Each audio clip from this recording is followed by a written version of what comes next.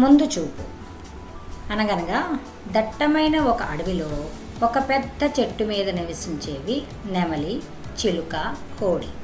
ఆ మూడు మంచి మిత్రులు. ఆ సంవత్సరం విపరీతమైన ఎండలు కాసాయి. జంతువులు తాగే నీళ్లకు కూడా సమస్యగా ఉంది. అట్లాంటి ఆ సమయంలో దూరంగా అడవికి అటుపక్క నుంచి దట్టమైన పొగ వెలువడటం గమనించింది నెమలి. ఏమిటా పొగ? మంట కాదు కదా అన్నది అనుమానంగా. అయ్యుండొచ్చు అన్నది చిలుక. మన దగ్గర కాదులే, పట్టించుకోకండి అంది కోడి. కాదు, వెళ్ళి చూసి రావాలి, అది నిజంగా మంట అయి ఉండొచ్చు. గాలి ఇటు వీస్తుంది, కొంచెం వెచ్చగా కమ్మురు వాసన కూడా వస్తుంది అన్నది నెమలి. కానీలే, అది మన వరకు వచ్చినప్పుడు చూసుకుందాం అన్నది చిలుక.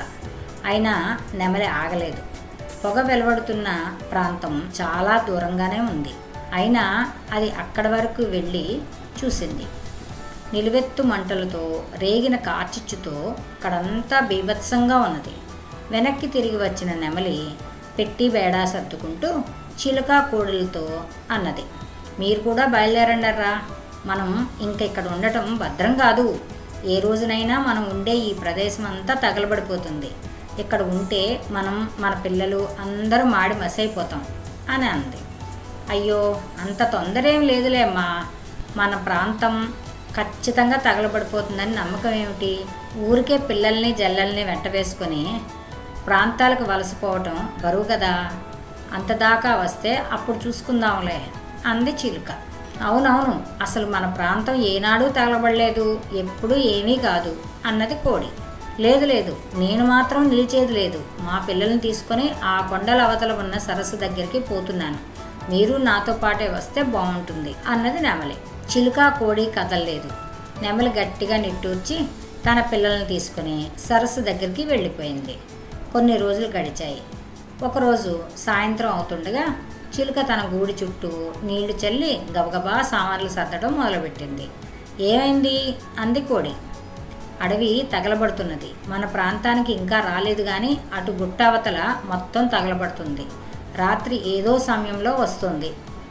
గాలి కూడా బలంగా ఉంది. పద, పిల్లల్ని కదల్చు. 2-3 సార్లు తిరిగితే తప్ప అందరం అవతలికి చేరుకోలేం. ఇప్పటికే ఆలస్యం అయింది అన్నది చిలుక హడావిడిగా. ఊరుకో, మంట ఇటువైపుకి రాదు, కావాలంటే నువ్వు పో అన్నది కోడి నిద్రకు ఉపక్రమిస్తూ. చిలుక గూటి చుట్టూ నీళ్లు చల్లి తన పిల్లల్లో కొన్నిటిని తీసుకొని ఎగిరింది. వాటిని దూరంగా వదిలి వెనక్కి వచ్చేసరికి మంటలు చుట్టూతా బాగా కమ్ముకున్నాయి.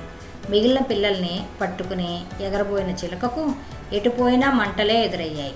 అయినా పిల్లల్ని వదలక ఎలాగో సగం కాలిన రెక్కలతో బయటపడి, మొండితనం కొద్దీ బద్ధకానికి లోనే గూటిలోనే కూర్చున్న కోడి మంటల్లో మాడి మసైపోయింది.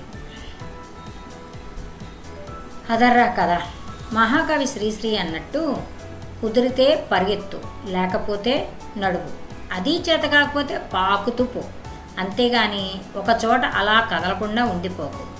సమస్యల గురించి ముందు చూపుతో వర్తించడం ఉత్తమం. సమస్యలు వచ్చి చుట్టుముట్టాక బుద్ధి చాతుర్యంతో బయటపడటం మధ్యమం. ఇక ఏమీ కాదులే అని అలసత్వంతో చేతులు ముడుచుకొని కూర్చోవడం అధమం. ఉత్తమమైన పనులు చేద్దాం, తప్పకపోతే మధ్యమంగా ఉందాం. అదములుగా మటుకు ఏనాడు ఉండవద్దు.